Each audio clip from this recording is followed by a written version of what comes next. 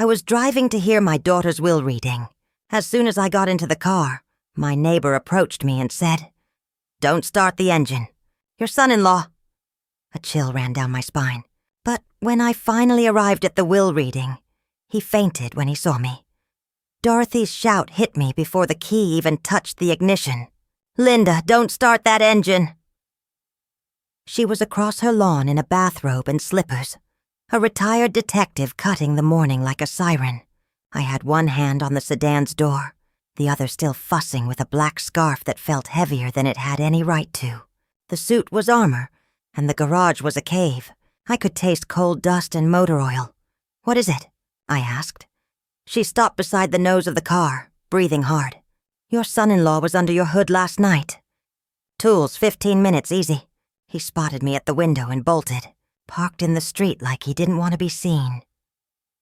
The garage clicked smaller around us. The sedan had carried me 8 reliable years. It gleamed like a lie. "You're sure it was him?" "I'm sure." She didn't blink. "Don't drive it." "Not 1 inch." My hands already knew what my head didn't want to. The quiet list of ways a car can finish a woman. Brake lines, steering, something that waits for speed. A slow failure that looks like age. On the far side of the garage door, birds made their chipper morning announcements in the palms. It felt indecent. "Thank you," I said, and meant it down to my old bones. "You may have just saved my life." "What's your move?" "Call a pro." I thumbed through my contacts and hit the number that's never failed me. "Rita, it's Linda. I need you at my place now. Suspicious tampering." "Say no more, Ms. Morrison," she said. "Don't touch a thing." 15 minutes. I paced divots into the concrete while we waited. The car sat there pretending innocence, all dark blue polish and dependable posture. I remembered changing oil in this spot, rotating tires, talking to myself when the house was too quiet after Sarah died. A diesel rumble announced Rita's van. She rolled out with a toolbox as if she'd been born holding it. Morning. Tell me everything. Her eyes were already mapping the underside of my world. "Neighbor saw him under the hood," I said. "If I sound angry, it's because I am." "Good. Anger keeps folks from doing dumb things like starting sabotaged cars." She hit the switch for the lift, and the sedan rose like an old whale, the belly of it exposed. Rita's flashlight carved silver tunnels in rubber and steel. "Huh," she said. "And then, there it is." "What am I looking at?" "Clean cut on a brake line," she said, voice gone clinical. "Not road wear, not a crack. Someone wanted a very specific kind of failure at speed." She moved. Tie rod ends loosened. Steering would wander as you hit highway miles. You'd be fighting it until you couldn't. My throat dried up. 10 miles from here to the expressway. 70 miles an hour toward downtown Phoenix. And then nothing. I saw it all and didn't like who I saw at the wheel. "Document everything," I said. "Photos, measurements, the whole sermon. Chain of custody. I'm taking a taxi to the will reading." "You sure you should go?" Dorothy asked. "Oh, I'm going," I said. He set the stage for a performance I wasn't meant to attend. I intend to spoil the show. By the time Rita had her last picture, the cab nosed into the driveway. I left the car in the air like a specimen and climbed into the back seat. "Harrison and Associates," I told the driver. "Camelback Road, and sir, no shortcuts over potholes." "Yes, ma'am." He glanced at my scarf. "Big day?" "Big enough." The meter clicked and my phone lit my lap with the medical timeline I'd photographed weeks ago. 3 weeks from tired to gone. Women like my daughter don't vanish that fast for no reason. I told myself 1,000 lies about why we accept what we're handed at hospital desks. Today I was done lying. Phoenix lifted around us in glass and stone. Towers shouldered the gray sky. Windows diced the light. The cab threaded delivery trucks and commuters. I watched reflection after reflection swallow my face. A woman who looked like her mother, and her mother before her. Stubbornness showing in the jaw. I pictured Michael's version of this morning. He would have sat in a leather chair with a view of the mountains, checking a watch he didn't buy on sale, rehearsing a widower's poise. In his script, I was a footnote, a bend in the guardrail, a traffic report. Money doesn't make people evil. My mother used to say, it just makes the evil louder. We slid to the curb on Camelback and the cab idled beneath a lobby that was polished to the point of vanity. 43, the driver said. I handed him 50. Keep the change. Good luck, ma'am. Inside, the air was all marble and chill. The receptionist's smile was professional and saw nothing.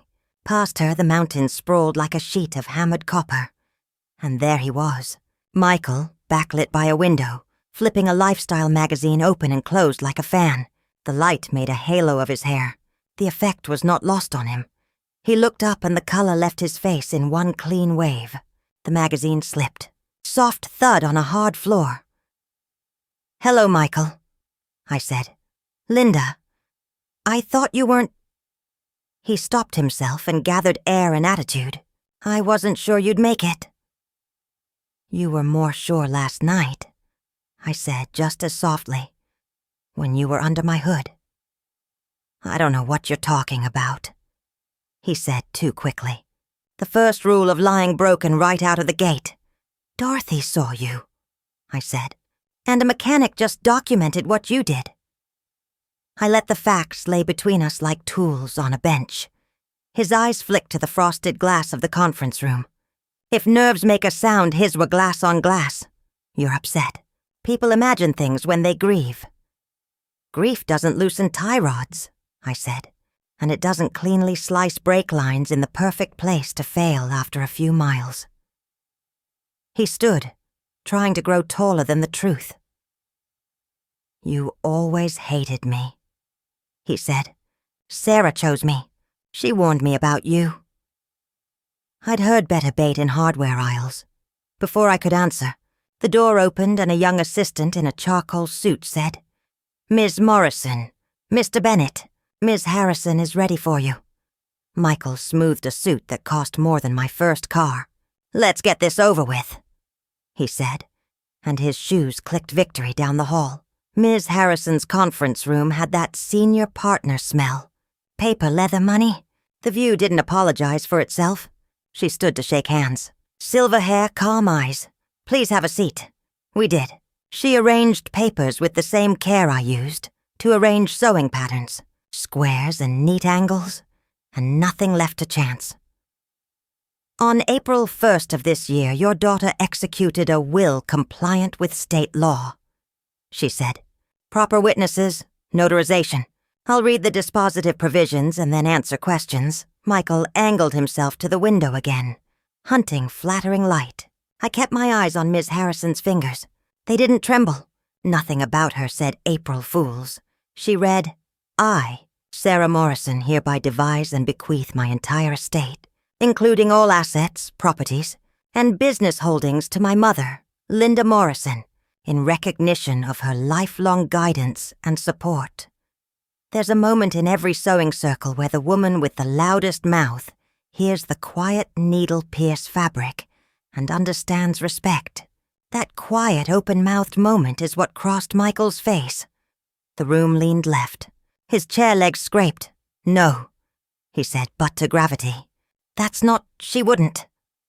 Mr. Bennett, Miss Harrison said in a patient professor tone. The document is regular on its face and properly executed. The spouse is entitled, he began. Not in the manner you suppose, she said. Not when a will disposes of the estate in this way with requisite formalities. She slid an envelope toward me. Ms. Morrison, Sarah left a personal note. She asked that it be read by you alone, but I'll summarize the relevant caution. She was concerned for your safety. I weighed the letter in my palm. The paper had the same weight as the day Sarah brought home her first science fair ribbon. I didn't open it. Not then. Some things are private even when everyone thinks they own a piece of your grief. Michael's shock hardened like poured resin. This is a setup. You, he pointed at me. You put words in her mouth. Mr. Bennett, Miss Harrison said. The original is in our vault along with video of the execution ceremony. I was present. So were 3 witnesses. Your counsel may inspect." He pushed up from the table and overbalanced his chair. It clapped the floor. The receptionist in the outer office went very still. The mountains went on being mountains. "I'll contest this for years," he hissed. "You'll be dead before you touch a dollar." "I've touched plenty of dollars in my life," I said, more tired than angry now. "Never needed to cut a brake line to do it." His mouth opened and shut. Fish without water. For a half-second I thought he'd lunge for the documents. Then his eyes rolled up like a shade in a rented room, and he folded. An expensive suit puddled on an expensive floor. Ms. Harrison was already moving. I got there first out of reflex and old habit, turning him on his side so his airway stayed clear. "Call Building Medical," Ms. Harrison told the assistant at the door, who vanished. She turned back to me. "Do you want to proceed after he's seen to?" "I want a certified copy," I said. "And I want a time-stamped letter for the district attorney confirming today's reading." "You'll have both." She tapped a pen. "And if you'll allow an observation, Ms. Morrison, your restraint today may save you trouble tomorrow." "I've been restraining myself since I was 12, I said. "Home economics teacher had a ruler and a philosophy." A nurse from the building clinic arrived with salts and a practiced face. Michael came back to the world with a moan and a curse. When he focused on me, something hot and small flared in his expression, the kind of spark women used to flint before matches. "Security," Miss Harrison said mildly, and 2 guards appeared like the punchline to a joke about expensive buildings. They didn't touch him. They didn't have to. He left a trail of designer cologne and an exit line about lawyers and war. The room settled. Ms. Harrison handed me a clean embossed copy of the will and a thin folder of certifications. I tucked them into my purse. The brass clasp clicked like a promise kept. Out in the hall, the receptionist kept her eyes pointed at safe places. "Screen calendar. Anything that wasn't people." The elevator doors slid open. On the ride down, I let my mind inventory the day. A neighbor who still watched over a woman's life. A mechanic who knew the difference between wear and intent. A will that named what Sarah felt in her bones. And a man who preferred windows to mirrors. For the first time since the hospital, the pressure in my chest eased a notch. The cab line was short. I climbed in, set the purse carefully at my feet, and said, "Home." "Same address?" the driver asked. "Same," I said. "And take Camelback all the way. I'm not in the mood for surprises." We pulled into sunlight. Downtown stepped back into its reflections. I caught one more of my face in the passenger window. Older than yesterday and somehow steadier. The meter ticked. People did ordinary things. My phone buzzed and I let it. I'd answer calls soon enough. Dorothy, Rita, eventually somebody from the DA's office. Right now, I wanted the small, quiet reward an old woman earns when she makes it through a bad morning without doing something that would keep her up at night. I rolled down the window an inch and let desert air find me. It smelled like a clean start. Back in the garage, the sedan still waited on the lift, underbelly lit like a crime scene. Rita wiped her hands and gave me a tight nod. "Got what you needed?" "More than I expected," I said. "And you?" "Enough to make a state's attorney sit up straight." She pointed. "That little glisten there, that's brake fluid. The kind of proof that gets juries quiet." I looked at the slow bead gathering on the line and could see, as plain as any pattern, the future he'd sketched for me. The siren, the headline, the whispering neighbors. We'd redrawn it. "Rita, send me every photo." "Dorothy, I'll need your statement. And I'm buying both of you dinner. Not today, but soon." "You owe me nothing," Dorothy said from the side door where she'd been standing quietly like a good lookout. "You raised a good woman. The world can stand to see more of that." I didn't trust my voice, so I nodded. The afternoon settled on the roof like a hand. I carried the purse inside, set it on the kitchen table, and finally opened Sarah's letter. Her handwriting was still the upright, stubborn print she used on her third-grade science project. Magnets and paper clips, and the way small forces add up. "Mom, be careful," it began. "Don't let what I built turn into what breaks you." I read it twice.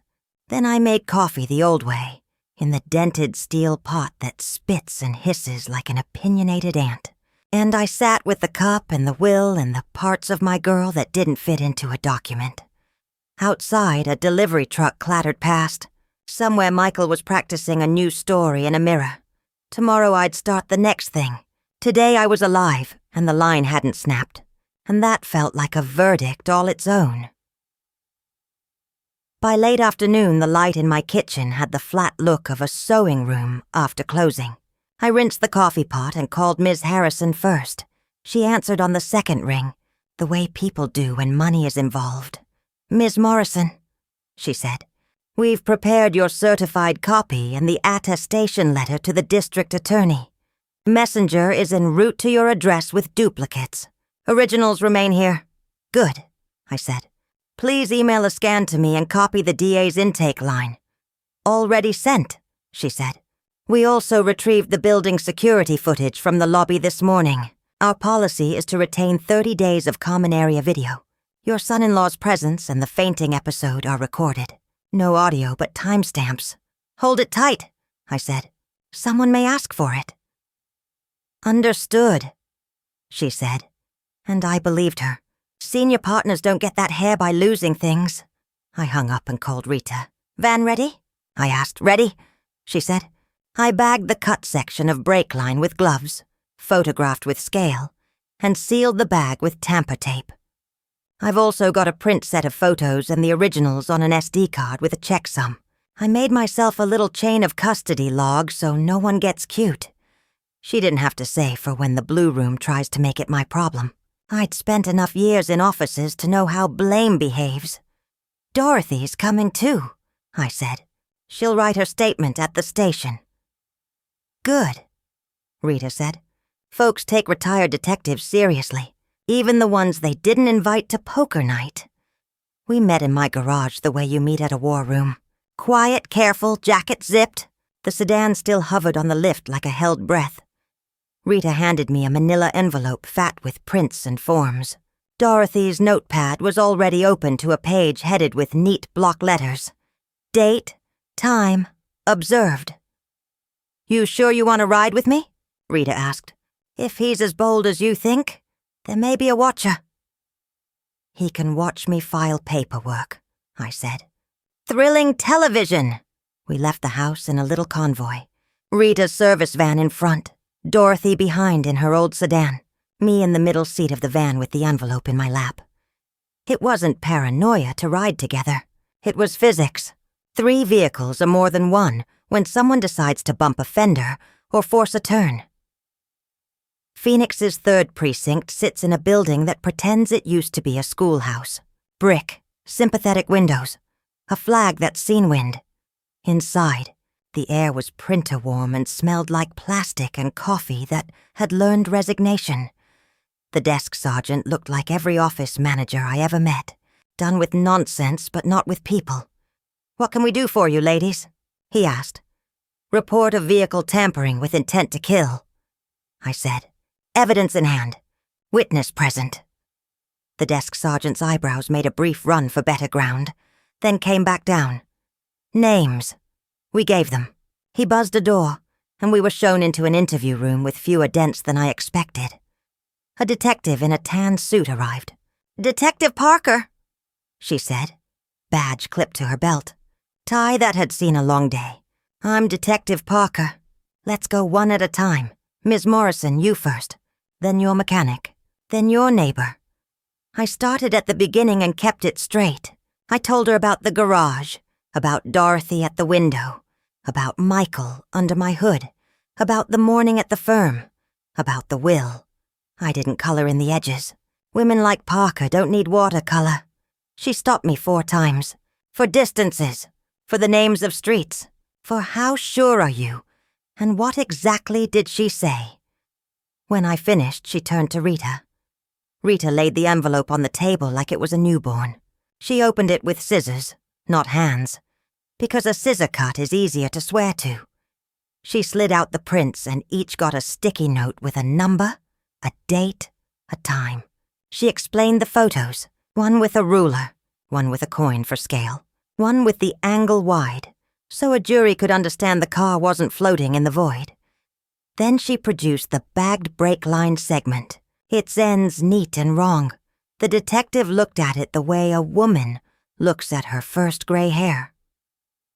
"Mind if I take a picture of that bag and the seal?" Parker asked. "Mind?" Rita said. "I insist." Parker photographed, then had Rita sign the back of the print and the chain of custody form the detective produced from a folder that had seen things. Dorothy went last. She told it plain and slow. She did the cop thing where you say "I observed" instead of "I saw," and individual instead of man. And it didn't sound silly because she had the badge's ghost on her. "You recognize Mr. Bennett?" Parker asked her. "I've seen him in the neighborhood and at the funeral," Dorothy said. "Saw him plainly last night." Streetlight behind him, but when he turned, the light caught his face and the zipper on his jacket. "He saw me, he left fast. That's not proof of crime, but it's behavior." "Behavior isn't nothing," Parker said. "All right, here's what happens next. Forensics will want that car. We can send a unit now to secure the scene and request a tow lot, or you can pay to have it towed to a third-party lab, and we'll put a hold on it while we sort out jurisdiction. I'm not offended either way. I want an independent exam," I said. "No offense taken on your end, I hope." "None," she said. "Write the name of your lab in the form. We'll fax the hold and cross-reference your file number so no one accidentally releases it to anyone else," she said. "Accidentally in the way a woman who's met accidents repeatedly learns to pronounce the word." She slid me a form and a pen that wrote like a nail. I put down the name of a lab Rita trusted. Southwest Forensics Lab. A place in an industrial park where truth and metal share a wall. "Any threats?" Parker asked. "Texts, calls?" "Just the kind with wrenches," I said. She nodded. "You'll get a case number before you leave. If you get any contact, save it. Screenshots, voicemails, hand-delivered letters from gentlemen in suits. Don't respond beyond noted. Forward to me. If a process server shows up, accept service. Looks good in court." "I know the drill," I said. "I figured," she said. She stood. "One more ask. Don't call him. Don't go near his house. If his counsel reaches out, refer them to Miss Harrison. This is a good case. Don't make it complicated."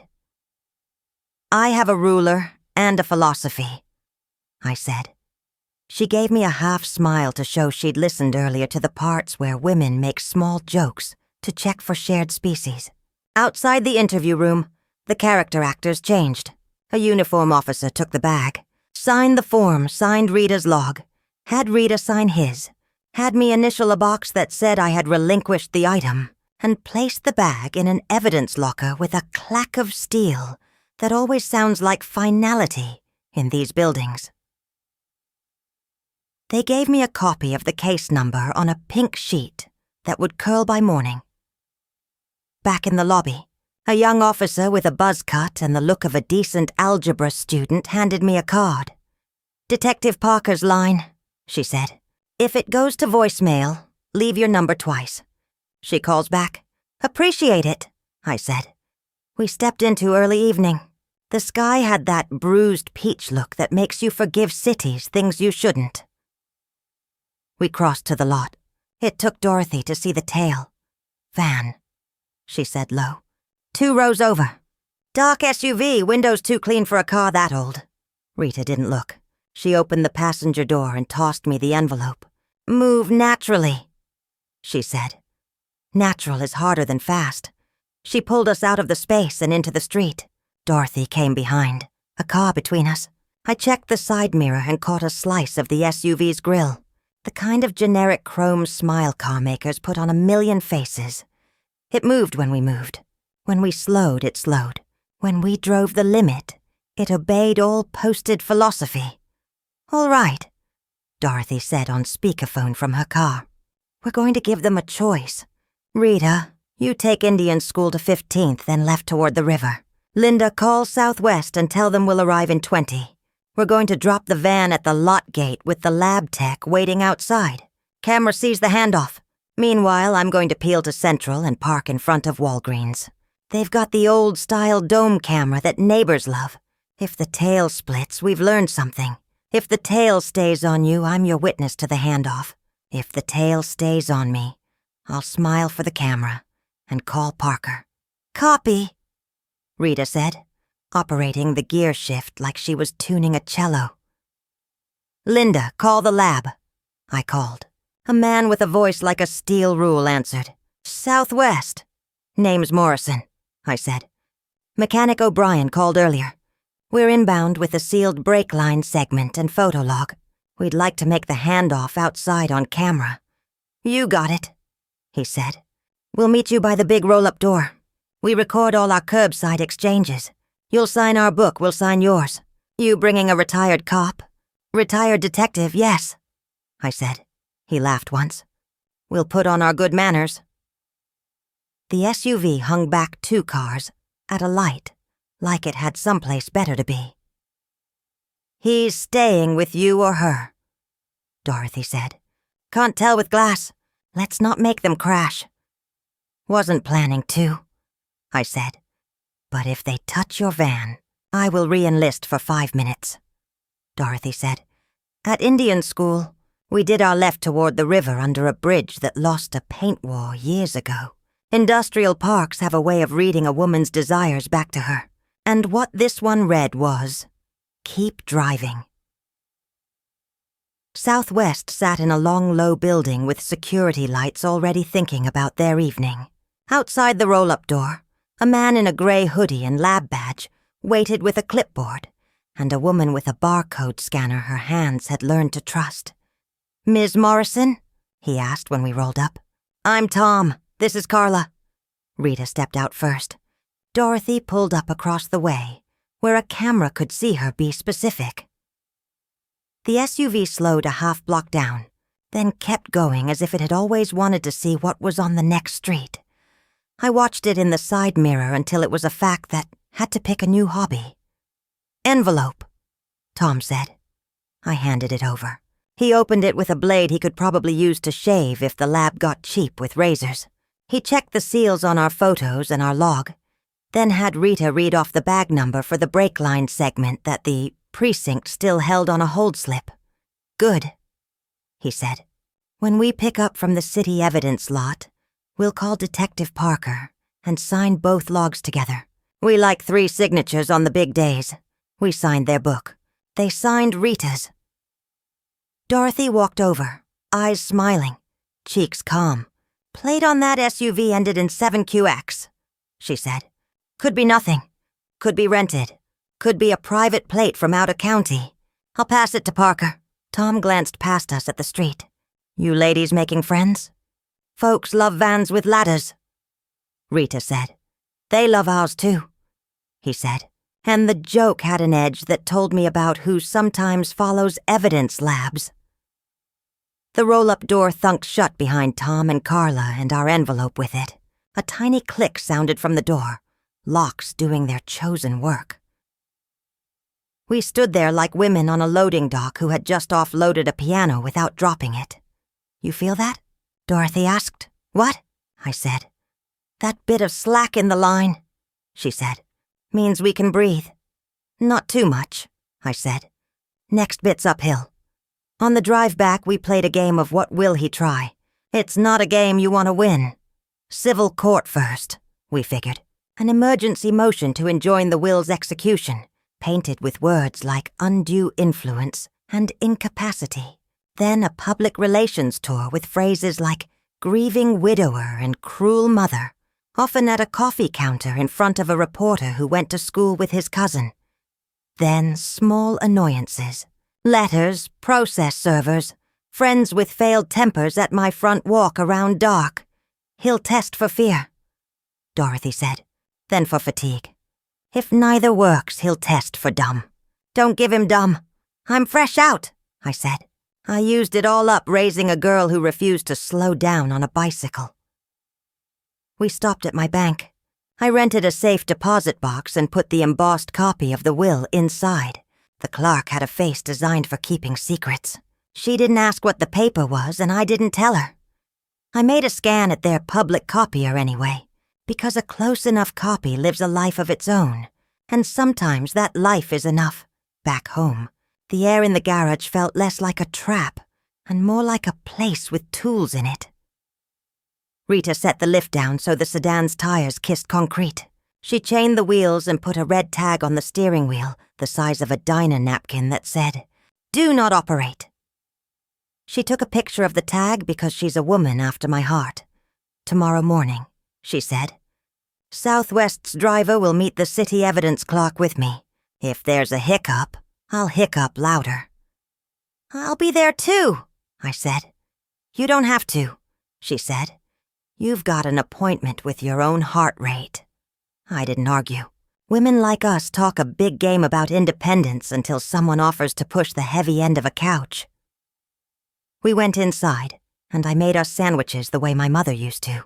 Thick tomato, pepper, a line of mustard like someone who's sure of their signature. We ate at the kitchen table with our paperwork spread like a picnic blanket. My phone buzzed. An unknown number. I let it ring once before I answered. "Ms. Morrison," a man's voice said.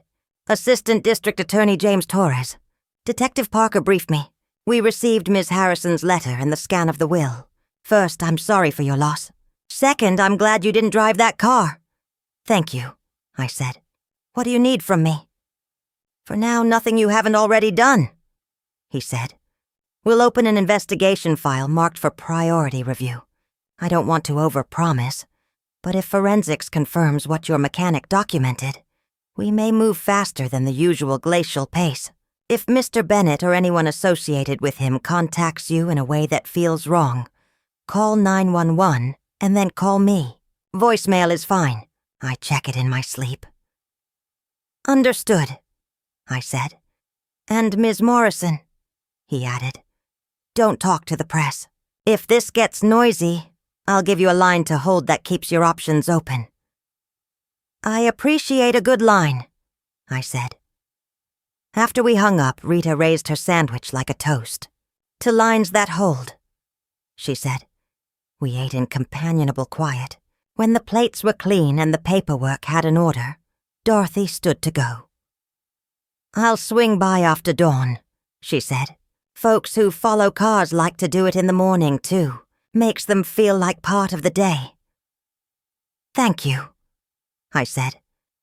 She paused at the door and put a hand on my shoulder the way women her age do. "Brief, exact, permission asked and given. You're doing right," she said. "Don't let them make you doubt it. Hold fast." When the house was still, I took Sarah's letter back out. "I didn't read it. I just held it. Paper can do what voices can't. It can be solid for you while you remember how." Before bed, I did the small rituals that keep an old house honest. Check the back door twice. Set the alarm. Put the heavy flashlight where a hand remembers it. I laid the pink case sheet on the dresser where I put my wallet and reading glasses, as if it were a thing I could wear. Out in the dark somewhere, someone in a dark SUV parked on a quiet street and practiced being unremarkable. Inside my chest, the slack in the line held. Tomorrow we'd tug it again. Tonight I let the house breathe, and I breathed with it. By sunrise, the garage had the tidy look of a woman pretending she sleeps. I brewed coffee, black as shop rags, and met Rita in the driveway. Dorothy slid in behind us, punctual as a metronome. We went to the city lot like it was a chapel. A clerk with a barcode scanner and zero poetry opened a cage, and Southwest's driver, Tom's colleague, Carla, stood waiting with a clipboard, gloves already on. We signed in triplicate, then watched them re-bag the cut brake line and log the number with the same care my mother used to fold good linens. "Clean transfer," Rita said when we stepped back into the light. "If anyone sneezes on that evidence, they'll need 4 signatures to say bless you." Dorothy scanned the perimeter like weather does. Blue sedan at the corner, she said quietly. Same vanity plate ending in 7QX we saw yesterday, but different driver. Someone's sharing keys. I didn't turn. I didn't have to. The trick with eyes in your back is trusting the women who've got them.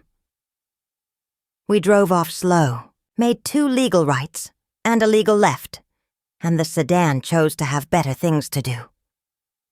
By mid-morning, I was sitting in a booth at Rosita's, the kind of diner that keeps a pen behind its ear. I'd picked it for the sightlines and the fact that the eggs come with their yolks where God left them. Dorothy took a counter stool with a view of the door. Rita faced the window with a newspaper. She was not reading. I nursed coffee and waited for the 2 people who would. Tell me if my daughter died the way. Paperwork said she did. The first to slide. Into the booth was a man with a PI's catalog look. Black jacket, haircut not to be impressive but to survive wind. Frank Caldwell, he said, flashing a license card I read out of habit as much as manners. Dorothy says you're stubborn in the ways that matter. Linda, I said. I used up my fancy manners in another life. Good, he said. Fancy manners slow cases. A woman in a wool cardigan came next, carrying a messenger bag the size of a courthouse book, and moving like she'd done rounds at sunrise. Dr. Elena Martinez, she said. Hospitalist, consults on toxicology. I'm off shift and on coffee. We ordered in the style of people who will forget to eat. Once the talking starts, Frank set a tablet on the Formica and angled it so I could see a dashboard of names and numbers. Dr. Martinez took out a folder thick with printed charts that smelled faintly of toner and urgency. Got consent from Ms. Harrison to review the medical record as your consultant, Dr. Martinez said. Hospital portal coughed up the discharge summary. Labs, meds, nursing notes. Not the whole enchilada, but enough tortilla to taste the filling. I pulled public records, Frank said. Property, business filings, civil cases. I also ran a basic sweep on your son-in-law's financials. What's public? What leaks? What careless people leave where the internet can trip over it? The waitress refilled my cup and left us to our sins. Dr. Martinez started gentle. Your daughter presented 3 weeks before death with fatigue, dizziness, shortness of breath. Admission note says probable viral syndrome. Then a cascade of findings turned the narrative. Anemia, electrolyte abnormalities, elevated liver enzymes, imaging inconclusive. She gets broad-spectrum antibiotics in case of occult infection, IV fluids. And here's the pivot. Benzodiazepines at night because she's anxious and can't sleep. Not wrong on paper. But the doses stair-step faster than I like without clear documentation of escalating distress. Meanwhile, she's at home 3 nights out of the last week, on an outpatient plan that assumes a stable caregiver. She tapped a line in the MR, the medication administration record. At home, pills are counted by Faith. In hospital, nurses scan barcodes. Faith isn't nothing, but Faith can be coached.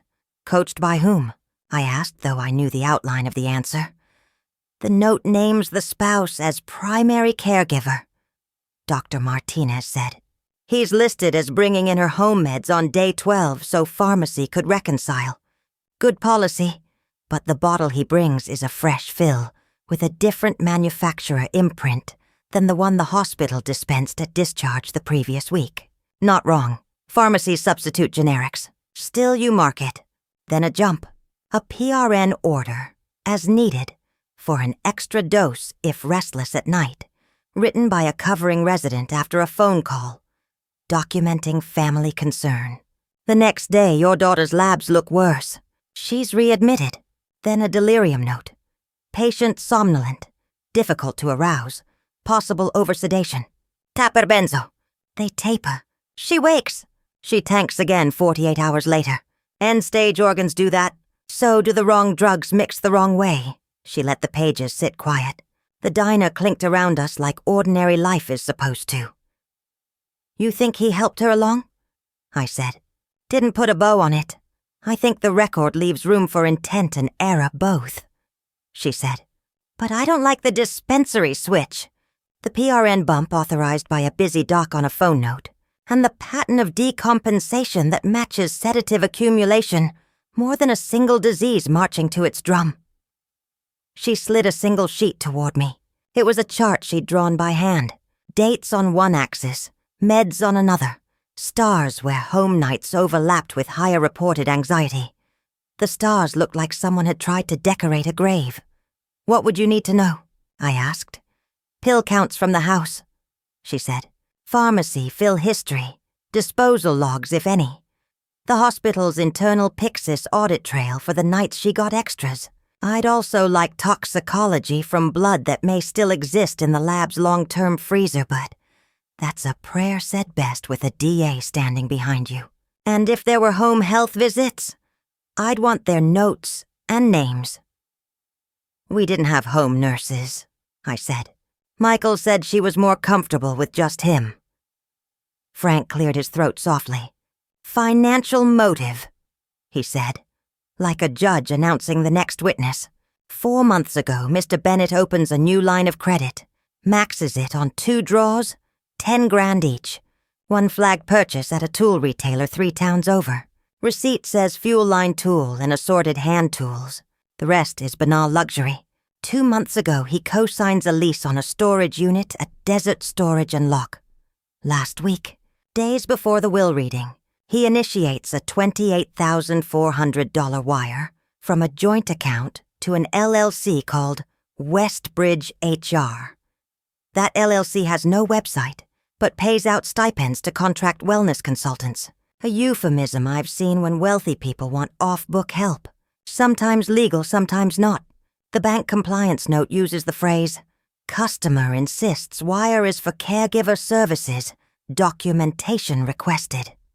He swiped to a heat map of transactions. He's also been pulling cash in tidy $2,000 bites. That's a number people pick when they believe in thresholds that don't exist.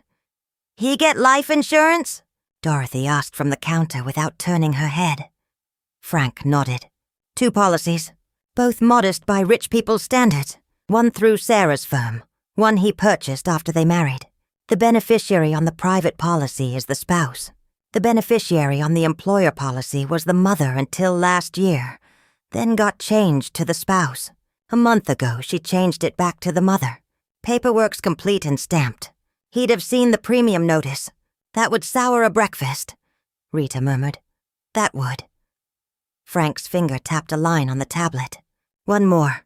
Emails between Mr. Bennett and a care coordinator at a concierge practice. Those I got because people use the same weak password across their shopping and their cloud, and the cloud sent a receipt to a backup address he forgot he told it about. The coordinator recommends a night nurse named Kay Marshall, who invoices through, surprise, Westbridge HR. There's no state license for a nurse under that name. There is a man with a record for unlicensed home care and attempted fraud who has used it as an alias. Marshall, Dorothy said, like she was tasting the word for cracks. "I want him in handcuffs," I said. "We'll want him in recorded conversation first," Frank said. "And we want someone else to do the talking. Dr. Martinez, can you wear a wire?" "He'll smell cop on Dorothy," Rita said. "Doctors smell like billing," Dr. Martinez said. "It confuses civilians." "We're not setting stings," I said, remembering Detective Parker's advice like it had been carved into the diner's table. "We gather, we preserve, we hand it to the people who do stings." "Then we do this the dull way," Frank said, "which is how you know he's good. We serve preservation letters on the bank and the storage facility so nothing gets lost. We ask the DA to subpoena Westbridge HR and this Kay Marshall. We get pharmacy logs. We interview the concierge outfit with counsel present so they don't pretend they thought Kay was a saint. You can ask the DA for talks," Dr. Martinez said. "I can ask. She can ask the lab. If samples exist, we can test for metabolites that smell like too much benzo meeting too little liver." The waitress slid plates in front of us whom the food belonged to, like she'd been doing it since lunch was invented. I put half my rye toast in my pocket. Old women and squirrels share habits. That storage unit, I said. We don't go near it today. No, Frank said. Today we send a letter on my letterhead and Miss Harrison's. Preserve all contents, lock access, video and logs. Spoliation is a word he'll learn the expensive way. Then we copy the DA so muscle comes with the dictionary. We ate enough to be legal and moved like we mattered. Dorothy peeled off to copy the plates. She'd written down yesterday and today and drive them over to the precinct with a face the desk sergeant would remember. Rita headed to Southwest to provide context for the mechanics of our bleeding brake line in case they're techs. Wanted a poet who spoke fluent steel. Dr. Martinez went to her office to compose a miraculous thing, an expert letter that says maybe in a way a judge might hear move. Frank and I walked 2 blocks to a courier that still believes in carbon paper. We sent the preservation letters by every method known to law and superstition. On our way out of the courier, we met the sort of man cities grow like mold under sinks. Clean, tall, wearing a suit that says not cheap and a smile that says free. He stepped into the path where you have to either stop or step into traffic. Ms. Morrison, he said. Counsel for Mr. Michael Bennett asked me to deliver an invitation to talk sense before things get. What did he say? Undignified. Say your name, I said. Mr. Marshall, he said. He enjoyed the way I didn't move. Kay, Frank said half to himself like a crossword answer clicks. Walk, I told him, not loud. He matched us step for step in reverse. An odd little dance men do when they think their charm carries light. No reason we can't have an adult conversation, he said. Your daughter loved him. She wouldn't want a circus. You're tired. Grief makes people imaginative. Grief doesn't cut brake lines, I said. Same as yesterday with different weather. That, he said, is an allegation best left off public sidewalks. He flicked his eyes over Frank. Private investigator. Fun. I can find your license number in 2 calls. You can find it by reading, Frank said. It's on the website. He pulled an envelope from his inner pocket like a magician does scarves. The change you found in the insurance beneficiary, he said to me, isn't as final as your lawyer thinks. Courts are understanding when dying women make hurried choices that don't reflect a lifetime of intent. There's a glide path here. Sign a joint stipulation that puts everything in a neutral trust while the court figures out true intent, and you can stop spending your pension on consultants. Tell your client, I said, to keep his agents off my car, off my curb, and off my daylight. Tell his counsel to talk to Miss Harrison. I won't talk to him in alleys, diners, or sidewalks. If he wants dignity, he had a head start and burned it. For the first time, his smile forgot how to be spelled. You're making this expensive, he said. Good, Frank said. People who mean harm should pay retail. He let us pass like a gate that charges toll, and then doesn't. Maybe because the paperwork in my pocket outweighed his envelope. I felt Dorothy behind us before I saw her. She has a way of appearing where she'd be useful, without explaining how she got there. She didn't look at Marshall. That was the insult.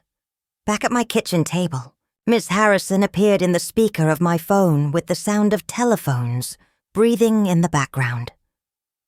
I've notified opposing counsel, she said, that all communications should go through me. I also filed a notice with the court that an interested party has attempted ex parte contact. It won't win us anything today, but judges are human, and humans keep lists. I told her about Westbridge HR and the storage unit lease. We'll get subpoenas, she said, and I'll draft a temporary restraining order barring disposition of any property pending inventory. You don't win wars with single filings. You win them by exhausting the other side's appetite for novel excuses. You'd have made a good seamstress, I said.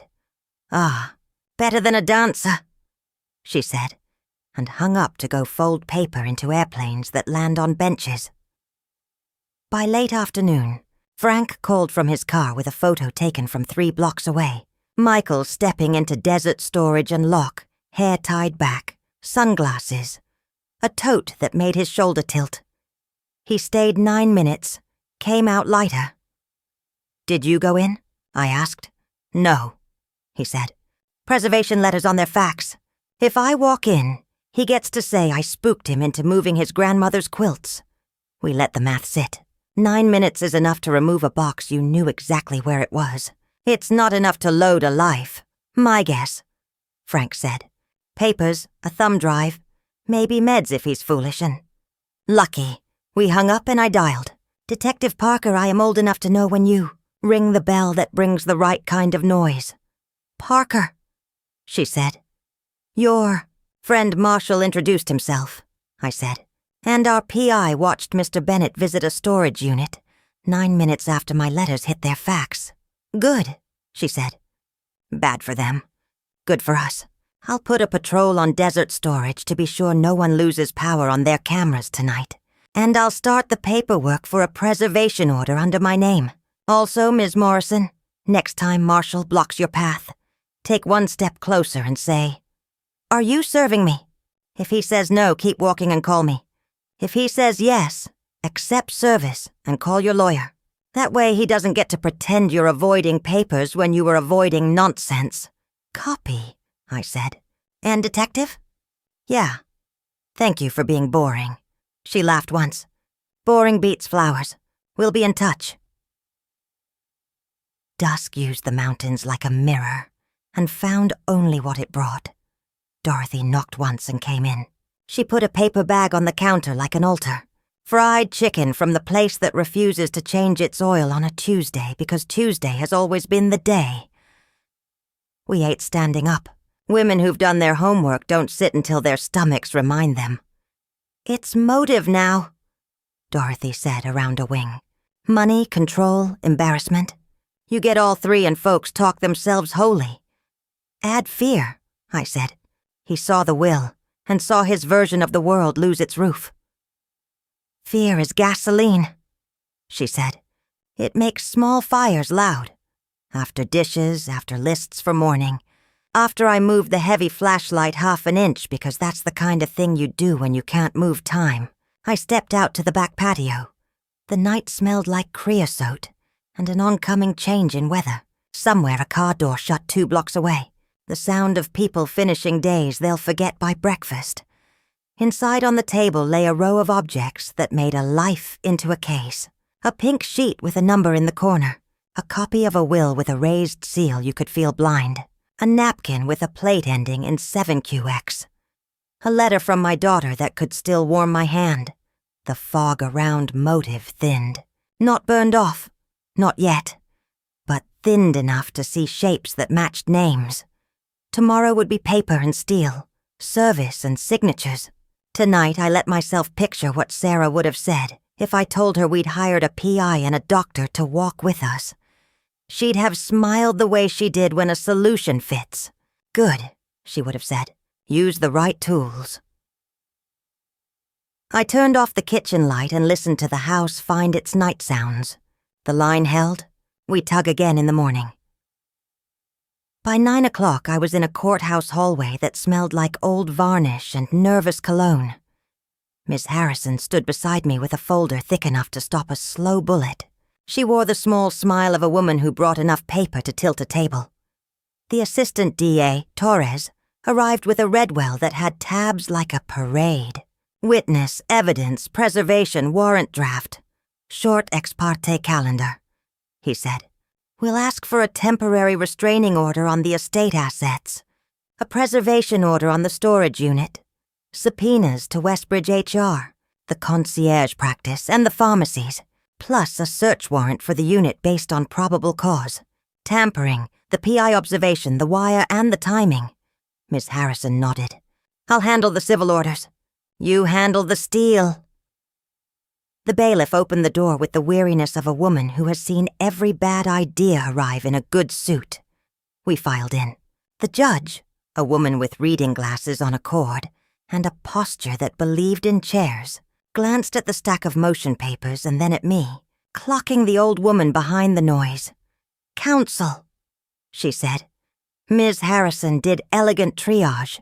Dates, facts, no adjectives. Torres followed with nouns and statutes. She said brake line cut like she was describing weather and storage unit visit 9 minutes after preservation letter. Facts like she was reading a train schedule. The judge asked 3 questions, none of which were the easy ones. What's your chain of custody? Who besides the respondent had keys to the house? What's your specific and articulable basis for the unit warrant today, and not next Tuesday? Torres answered with a calm that made the room quieter. Mechanics documentation and transfer to an independent lab. Neighbor's identification. Respondent's agent approaching petitioner with an invitation to talk sense, while referencing the beneficiary change. Risk of spoliation demonstrated by timed visit. We can't put the toothpaste back in the tube, Your Honor. The judge looked at me over the tops of her glasses, an old teacher recognizing a certain kind of student. Ms. Morrison, can you stay away from the respondent? I intend to, I said. The respondent doesn't return the favor. Good, she said, already writing. TRO granted as to estate assets pending further order. Preservation order on the unit and its logs, including video. Subpoenas signed. Search warrant approved. Limited to documents, tools, medications, and digital storage devices reasonably related to the alleged tampering and care. Execute before midnight tonight. The bailiff stamped through the papers like a machine that gives day direction. Paper turned into order. Names became boxes on a form. My morning's worry put on a badge. In the hall, Miss Harrison exhaled through her nose. That, she said, was as clean as they come. Torres tucked the warrant into a plastic sleeve the way people tuck photos of children. We'll serve storage first. Process server will handle the civil orders. But I'm sending a deputy with her. I don't like the way this one smells. Smells like gasoline, Dorothy said behind us. She had materialized, hands in the pockets of a jacket that had known winters. I'll tail the server from a block back. You will not approach, Torres said. You will be a witness with good shoes. Dorothy tipped 2 fingers like a salute. Yes, sir. The server, a woman with calf muscles and a clipboard that had survived weather, met us on the courthouse steps. Miss Harrison gave her copies. Torres gave her the smile you give to people who go to doors so you don't have to. She peeled off toward Michael's building with the deputy, and we went the other direction toward Desert Storage and Lock. The manager at the storage place had the look of a man who had always wanted to be asked for his ID. Torres showed him the warrant. He produced keys with a reverence people usually save for communion. We held back while an evidence team arrived. 2 techs in polos, 1 with a camera, 1 with labels. Unit 314. The manager said. Signed to a Mr. Bennett. Access at 0937 this morning. 10 minutes, 46 seconds. Preserve that log and the camera footage, Torres said. That's not a suggestion. The roll-up door shuttered and climbed. The air that came out had the too sweet smell of plastic and desiccant. Inside, metal shelves, banker's boxes, and a tote with the kind of lock people buy, thinking it will argue with bolt cutters. The text moved like a recipe they'd made 300 times. Wide photo, mid-photo, detail, then gloves. Box A. The camera tech announced for the record. Inside, receipts. Tool retailer 3 towns over. Fuel line tool, clamp set, cutters, latex gloves, a mobile notary card with a number circled twice. 2 pharmacy vials, 1 with a name I knew too well. Imprint that didn't match the hospital formulary Dr. Martinez showed me yesterday. The other vial's label had been peeled. The glue remembered. Box B. The label text said, Invoices from Westbridge HR with a signature in a hand that liked to lie about its slant. K. Marshall, overnight care. A thumb drive in a plastic pill organizer. A printed schedule with columns for dose, time, Symptom. Next to time, some entries had stars. I didn't need a doctor to guess which days landed in the ICU. The tools.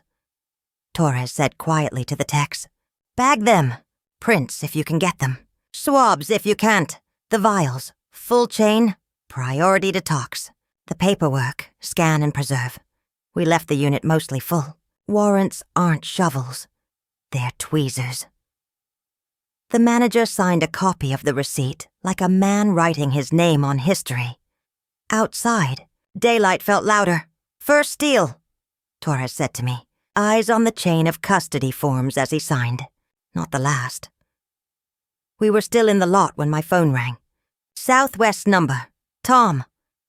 Someone tried to turn us dumb, he said.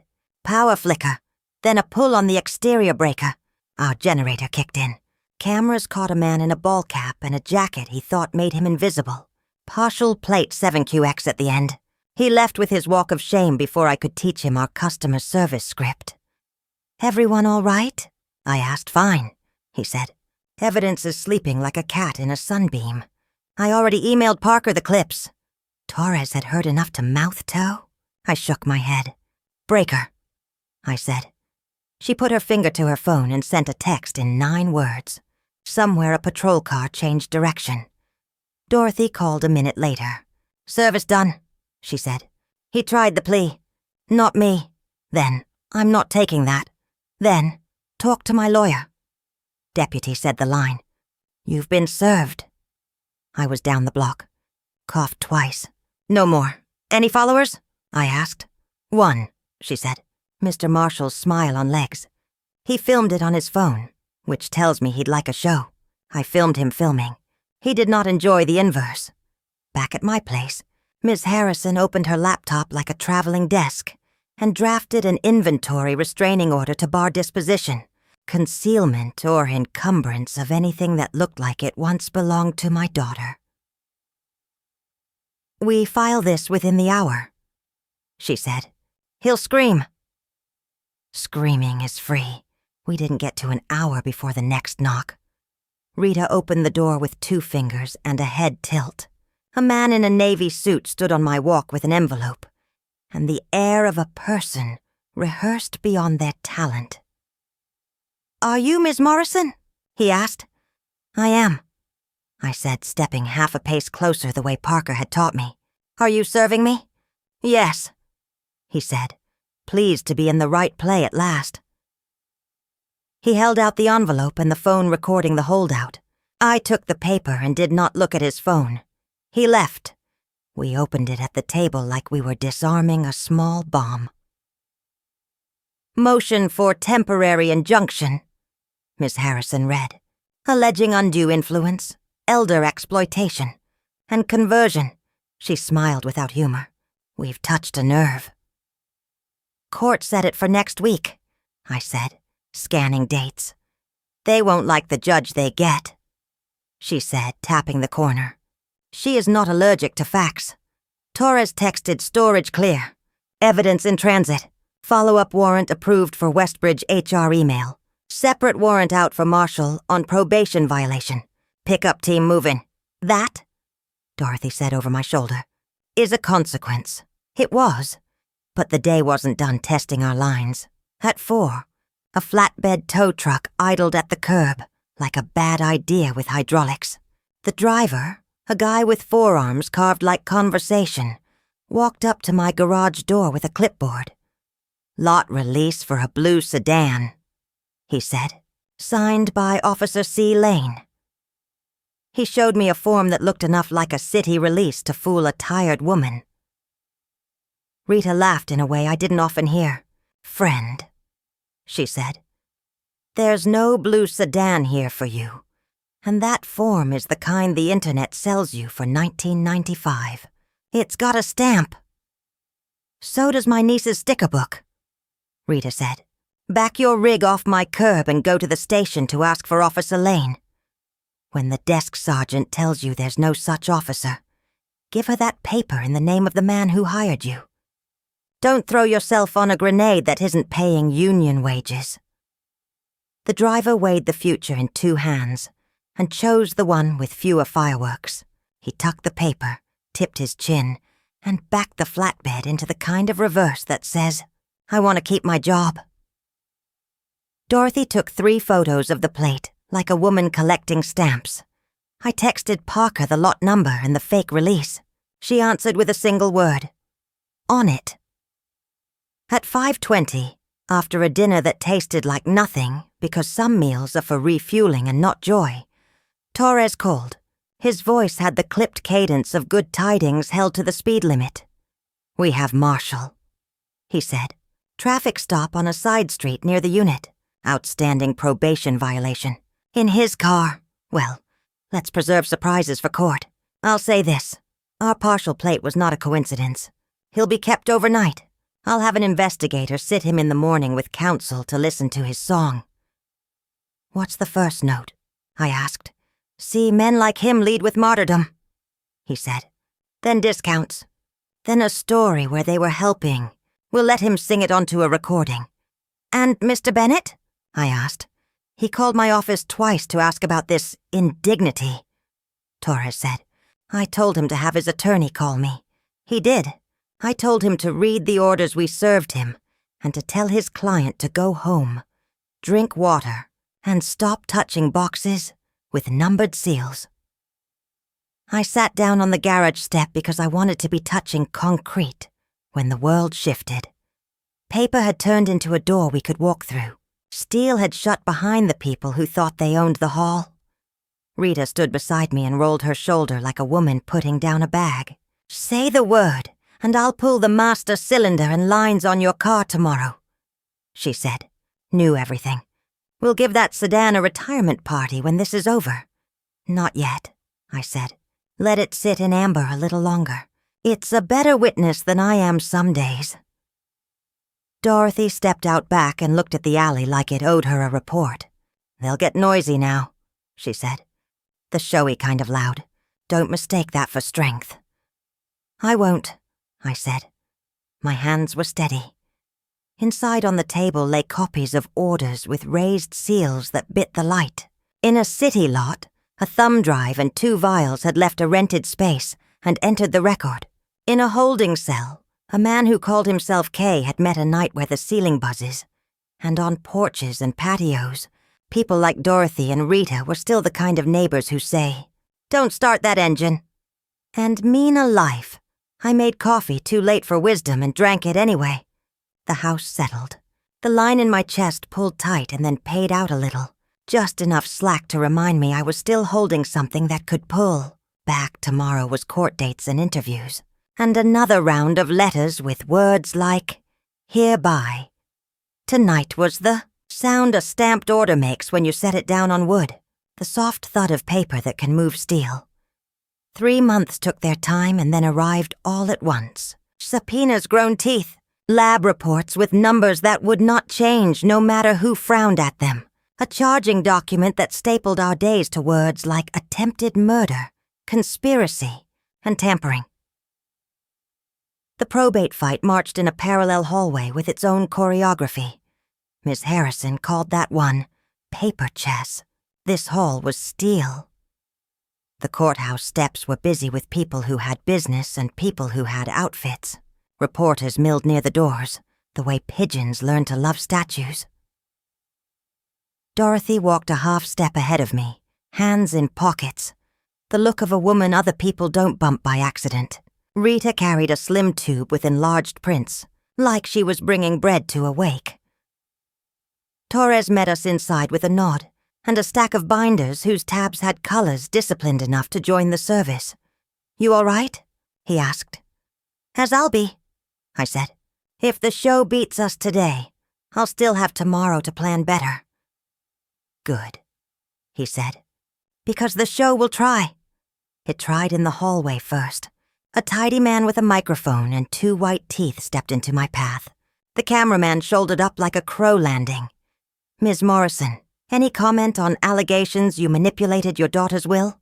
"No," I said, and kept walking. The tidy man pivoted to keep his smile in my air. "Sources say your son-in-law feared for his safety." Dorothy's shoulder arrived like weather between the question and me. "Move your mic," she told the tidy man softly, "or you'll be reporting from under it." Inside, the courtroom had the stillness of a shop at inspection.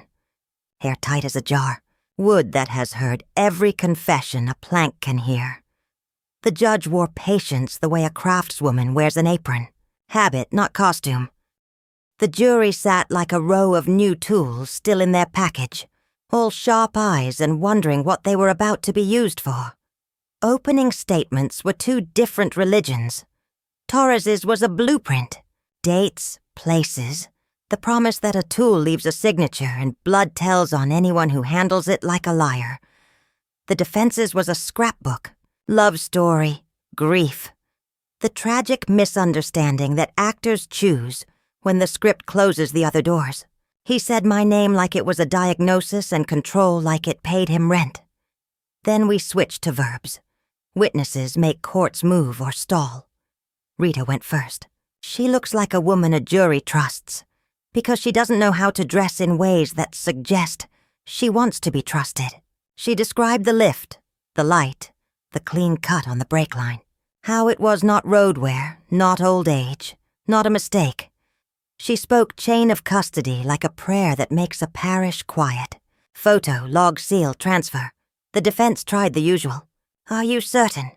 Could a pothole?" And Rita answered the way steel answers a bad wrench. She didn't move. Dorothy followed.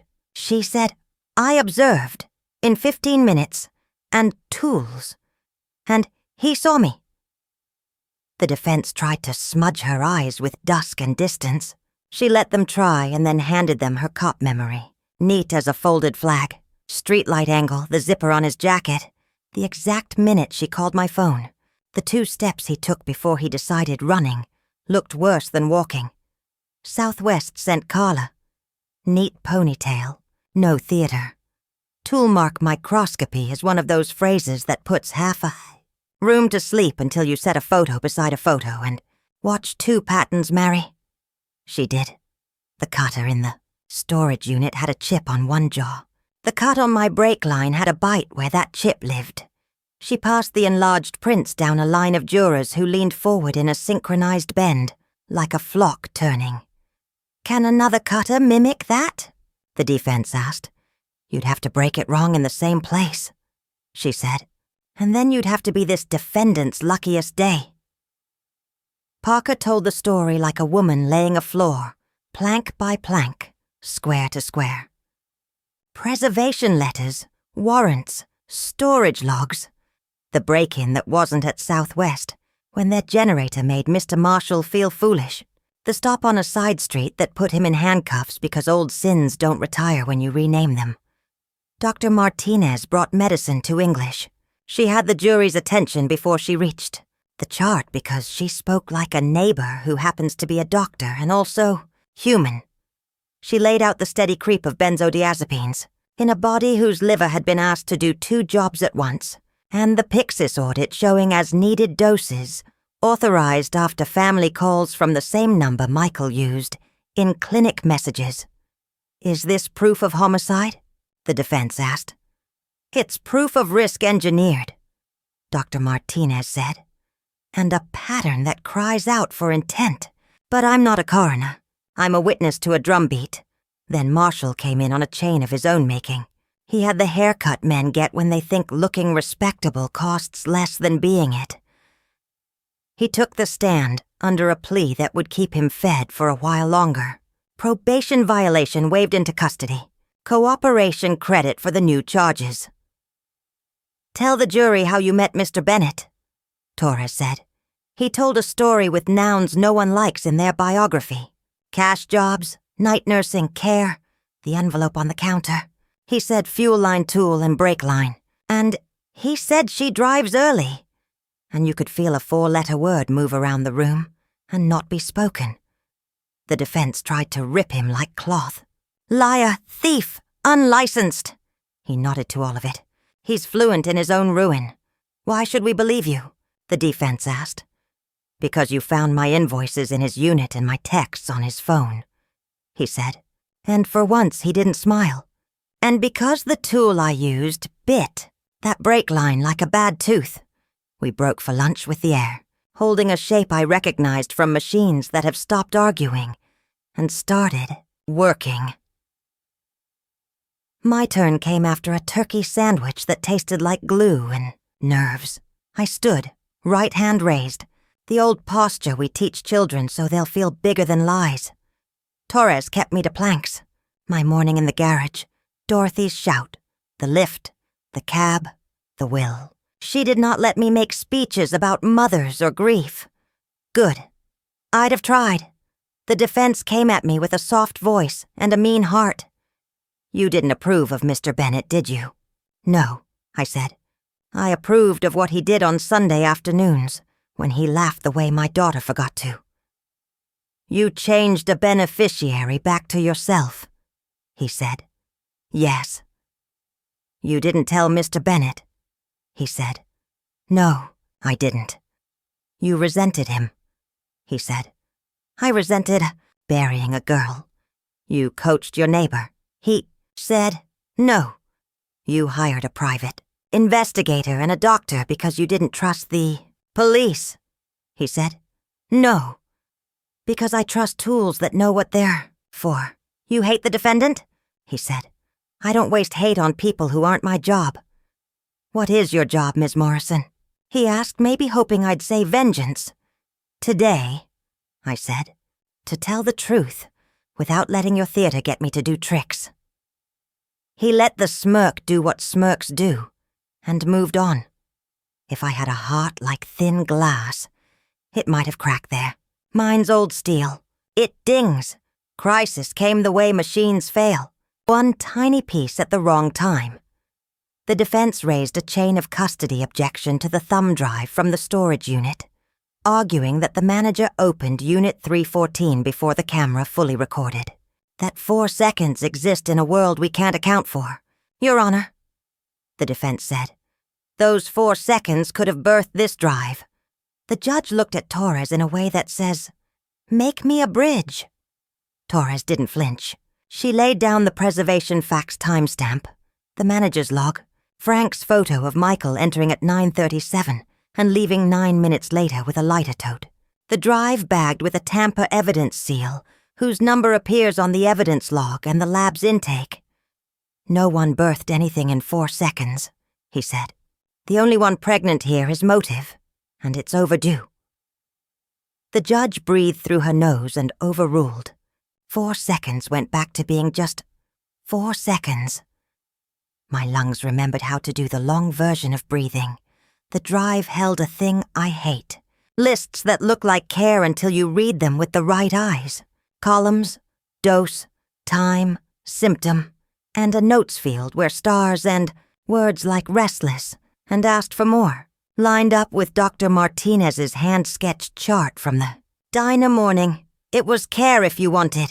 The result it got. Torres didn't press the jury into outrage. She let them stand with the page for a beat that felt like a whole minute. Cross-examination took its expected shapes. Is it possible, the defense asked Dr. Martinez, that the decedent's illness alone caused her decline? Yes, she said. Is it possible, they asked Carla, that another cutter would make a similar mark? You could break it the same wrong way, she said, but you'd need a bad miracle. Is it possible, they asked Parker, that someone else cut those lines? Possible isn't proof, she said, and I liked her more than the law allows. We closed with words the law uses to fold days into meaning. Torres didn't ask the jury to hate anyone. She asked them to be the kind of neighbor who knows the difference between wear and intent. The defense asked for mercy because grief makes people imaginative, and if the sentence had any fewer nouns, it would have floated away. The jury went out with their questions hidden in their faces. Courtrooms get loud and then very quiet when a jury isn't in them. Chairs exhale. Lawyers suddenly remember posture.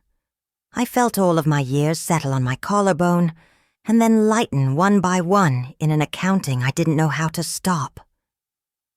Dorothy stared at a wood knot like it owed her rent. Rita wrote something on a legal pad and didn't. Look at it again. We were halfway through bad. Coffee and paper cups. When the bailiff said the line every hallway waits to hear. We have a verdict. Juries come in slower than they go out. The forewoman was a woman with a kindergarten teacher's smile and a mechanic's hands. She held the paper like it might bite, and then didn't let it. The clerk read, "On count 1, attempted murder in the first degree. Guilty." The room tightened and then let go. Somewhere a shoe tapped once and stopped. On count 2, conspiracy to commit tampering with a motor vehicle. Guilty. On count 3, manslaughter. Not proven. The words are different than not guilty, and the judge's face told the room to understand the difference. The state hadn't proved beyond what the law demands. The drumbeat wasn't an obituary the statute could sing aloud today. Michael didn't look at me. He keeps his eyes for mirrors and windows. Marshall stilled like a man who's been waiting to know how much quiet his future will have. The judge remanded both defendants into custody. "Sentencing in 6 weeks," she said. Torres nodded. The tiniest victory a professional will allow herself where jurors can see it. The defense said the things defenses must say about appeal. The judge scheduled the dates where calendars shake hands with consequence. We walked out under a sky that didn't remember what rooms had done. A reporter tried to make a question out of a camera. Dorothy looked at the middle distance like it had more to say. Torres touched my elbow the way a decent surgeon touches a shoulder after a hard case. "You did what you came to do," he said. "It won't feel like enough. That's not because you missed something. It's because the hole in your life isn't shaped like court papers." "Miss Harrison?" I asked.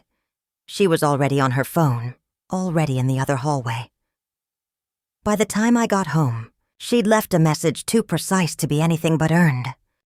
Probate court entered judgment honoring Sarah's will. Denied the injunction on elder exploitation with language so tart it could preserve jam. Ordered a full accounting and set a restitution hearing for funds already spirited away. "Bring a pen you enjoy," she said. "You'll sign some closures." That night, my body presented the bill. The adrenaline hid until the house got quiet, and then it came due with interest. My heart beat against my ribs like a tenant who wants a new lease. I sat on the edge of the bed and did the old tricks. Count backward by 7s. Breathe like you're trying not to fog glass. Put both feet flat so your blood remembers where to go. It passed. It always passes. Dorothy texted from her porch. "I hear you breathing because the block is quiet. That's how it ought to be." I sent her a thumbs up because words were a high shelf just then. The next morning, I walked to the mountain's edge with Sarah's letter in my pocket and the verdict in my jacket. The desert looked like hammered copper under a sky that was making up its mind. I read the letter again, the line that said, "Don't let what I built turn into what breaks you." I told the desert we'd tried. It told me nothing because deserts keep secrets better than courts. On my way back, I passed a shop window and saw a reflection that was not a performance. An old woman who had been heavy with a story and had handed most of it away. Not all. These things never leave you with empty hands, but enough that my shoulders dropped half an inch and stayed there through lunch. At home, the sedan still sat under the red tag that said, "Do not operate." Rita came by with coffee and a question. "Ready?" she asked. "Ready," I said. We rolled the jack, set the stands, and pulled the lines in a slow choreography that felt like sweeping a shop after a long job. New ones went in, clean, taut, true. She let me tighten the last flare nut because sometimes you give a woman a small mercy that fits in her hand. When we bled the system, the pedal firmed under my foot in a way that felt like a heartbeat choosing to be useful. We lowered the car and stood there looking at it like women do when a thing they fear turns back into a thing they can use. I didn't start the engine, not yet. I wanted to hear the house breathe one more minute, the way it learned to when the line held under strain, and then learned to hold slack without shame. Tomorrow there would be sentencing memos, depositions for the civil remnants, letters to write that started with "Dear" and ended with a signature steadier than the one I had in April. Tonight there was a kitchen table with fewer papers on it, a flashlight I moved back the half-inch I'd stolen, and a promise to keep that still fit in a pocket without tearing the lining. Theater had its day. Truth had more work. I washed 2 cups, dried them on the towel that always leaves lint, turned off the light, and let the house teach me quiet again. Sentencing day came on a Wednesday that looked undecided. Clouds with seams of light. Courtrooms do numbers differently than calendars. The judge spoke in years the way machinists speak in thousandths, exact unemotional. For attempted murder and conspiracy, she stacked time the way you stack shims until a surface finally sits true. Probation violations were easy math. There were fines that made a sound in the air when they landed. There was restitution, a ledger written by a steady hand, the wire transfers, the storage rental, the cash bites that thought they'd avoid light, interest from the day the account first skidded. Michael did not cry. He looked at the window glass behind the judge, not at the bench. Some people prefer reflections to faces. Marshall glanced at the gallery once and found no purchase. When the judge finished, the room had that near silence. Old shops get at closing. Machines off, dust choosing where to rest. We stood when told. We sat when told. Law is choreography. You do the steps so the floor remembers it's the floor. Outside, Ms. Harrison gave me a summary crisp enough to mail. Restitution order entered. We'll garnish what can be garnished, lien what can be liened. Turnover of the storage contents that aren't evidence. Disposition under the estate's accounting. Next, we finish inventory and close probate. You'll sign fewer papers than you fear and more than you want. Is there an end to it? I asked, and didn't mean court. There's a smaller stack, she said, and better reasons. We found our way to better reasons by putting them on the calendar. Torres called a week later, the kind of call a prosecutor makes when she can stop checking the clock. We're done with the heavy lifts, he said. Asset recovery moves at the speed of ink drying. My office will send you the victim impact paperwork for restitution distribution. It's the dullest hero in the process, but it pays its rent. Dull heroes suit me, I said. I've spent a life with them. Took delivery on a check that felt less like money and more like a tool in the wrong drawer, headed to the right, cabinet. I went to the bank with a folder labeled, not with my name, but with my daughter's. The clerk walked me into a small office where carpets make you think. We opened an account with no debit card and no impatience, and then I called Ms. Harrison to draft the papers, to make it into something larger than a pile with a label. The Sarah Morrison Foundation started small on purpose. We wrote a mission that could fit on a parts tag. Keep good hands working. Each spring, 2 apprentices at the tech high school get a stipend for tools that don't break when you look at them wrong. Southwest hosts them for a day.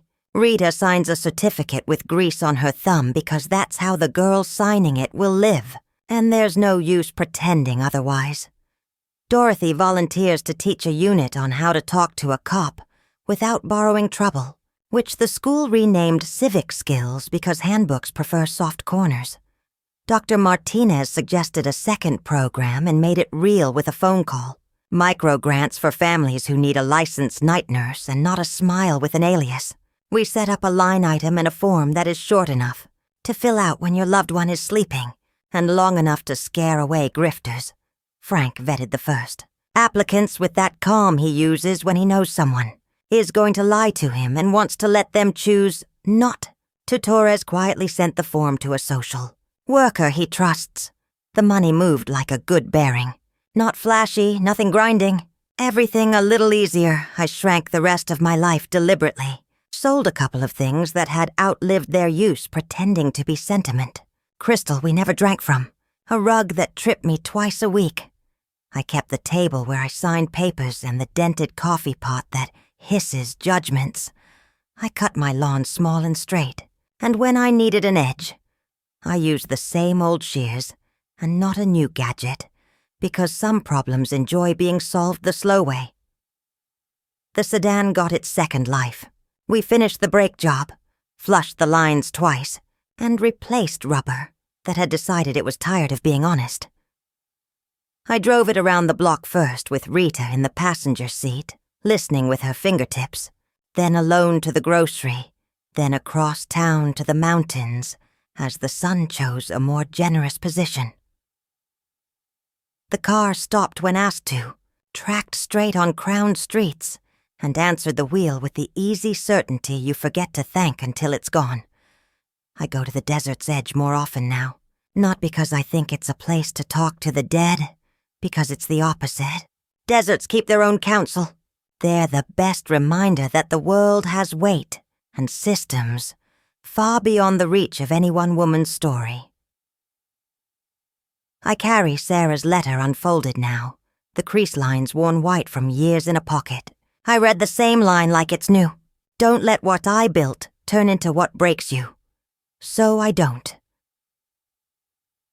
When the foundation's first 2 apprentices brought their new socket sets to my garage to show them off like medals, we ate store donuts at the workbench and argued the merits of 6-point versus 12-point until the sugar turned to laughter.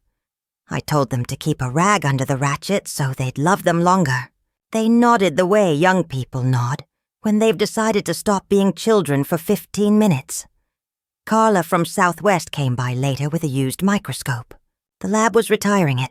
We bolted it to a spare table and made it our bite mark station, a place kids can see how metal tells you where it's been. Truth lives in grooves. We let them put their eyes on it. The civil remnants wound down without theater. Papers arrived. Papers left. The court signed. The clerk stamped. Ms. Harrison hosted me for final signatures in a conference room with a view of the mountains that I allowed myself to enjoy without narrating. She handed me a folder with the estate accounting, neat columns that respected the dead by not telling stories about what they left. We're closed, she said. I recommend a cup of coffee, a walk, and never thinking about the word probate again unless you absolutely have to. Done, I said, and meant it. Dorothy still walks the block like it's a beat. Hands in pockets, eyes on little things. The trash can lid that didn't get put back on right. The package on a stoop that wants company until its owner comes home. The wheels turned at the curb so gravity doesn't make decisions for you. Sometimes she sits on my back patio with a paper cup, and we don't say much. Women our age have sifted enough. Words to keep only the ones that plug a leak. Rita still answers her phone on the second ring and still refuses to let her customer drive out with a later repair on anything that stops. A car from being a car, she and I started. A habit on Fridays. A half hour with the apprentices before the shop closes. One practical thing each time. How to write a true estimate. How to say I don't know yet without losing the room. How to put your name on a log in letters you'll recognize the day someone asks you to swear they're yours. Torres sent a postcard from a conference in a city with warmer winters. On the back, she wrote, "Boring still beats flowers." It sits pinned to the corkboard above my bench. Parker came by the foundation open house and didn't stay long because cops don't get to be comfortable in rooms where cameras are out. She shook my hand and ate a cookie and said, "You did the dull things on the right days." I told her I wish that counted for more. She told me it does, but it only shows up a year later when you realize your shoulders sit lower. I didn't visit prisons. That's not my job. Sentences belong to the state and to time. What belonged to me was my house, my car, the letter in my pocket, the small organization that buys good wrenches for good hands, and the choir of ordinary tasks that make a day steady. Sweep, tighten, call back, lock up, sleep. One afternoon, Frank brought over a box labeled photographs. Return. Inside were pictures I hadn't seen in years, their edges fuzzy from a life in drawers. Sarah grinning under a bicycle too big for her. Her science fair board with magnet filings stuck in a perfect arc. A blurry shot of us holding a toolbox that weighed more than she did, because she insisted. Under that, a picture of her and Michael on some summer day, when everything looked plausible. I kept that one. History isn't a courtroom. You file all of it. You let time decide what it means. The last of the restitution came as a deposit with a memo line that read, "Per order." I moved it into the foundation account and clicked a button that sent half to the night nurse fund and half to the tool stipends. It felt like tightening a final nut after a long job. No more turns left, just the snug that tells you the system will hold. On the anniversary of the day, Dorothy shouted from her lawn. She knocked on my door at the same hour just to say we had made it a year, and nobody had cut anything on the underside of my life. We took the sedan for a spin down Camelback and back. At a light, a young woman in an old pickup rolled down her window and said, "Ma'am, your back left tire looks a little soft." I thanked her, and meant it with more than air. We pulled into a service station, checked pressure, added 2 pounds. Because the young woman was right, I handed her a foundation card and told her to apply if she was thinking about the tech school. She smiled like a light coming on. Under a hood, some seconds in a life you can measure with a gauge. I still read Sarah's letter, but not for instruction anymore. For companionship. I keep it on the bench under a magnet shaped like a crescent wrench. Gift from the apprentices. And sometimes I press it flat with my palm and feel the groove the pen left when she underlined careful. I know what she meant. Careful is not afraid. Careful is brave with good habits. Evenings, I sit a minute on the back patio and listen to the neighborhood's closing rituals. The carts rattling at the corner store. The last lawnmower. The muted thud of a door done for the day.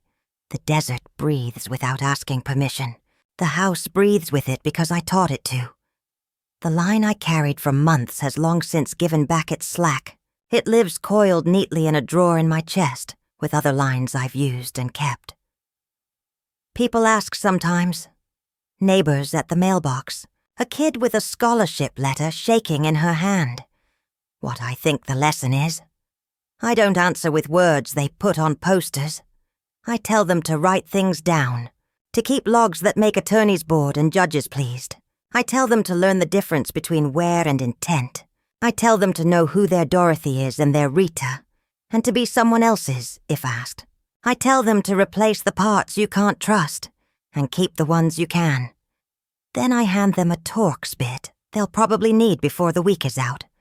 And we don't call it wisdom. We call it preparation. I promised my daughter I would not let what she built become what broke me. Kept promises don't make a noise when they click. They make room. Room for the next kid who needs a socket set. Room for a tired nurse who is licensed and honest to get paid on time. Room for an old woman to stand at a bench with a letter under a magnet and feel useful without thinking about the word for it. The world keeps being the world, but this small corner of it has good light, straight cuts, and work worth doing. It's enough. It endures.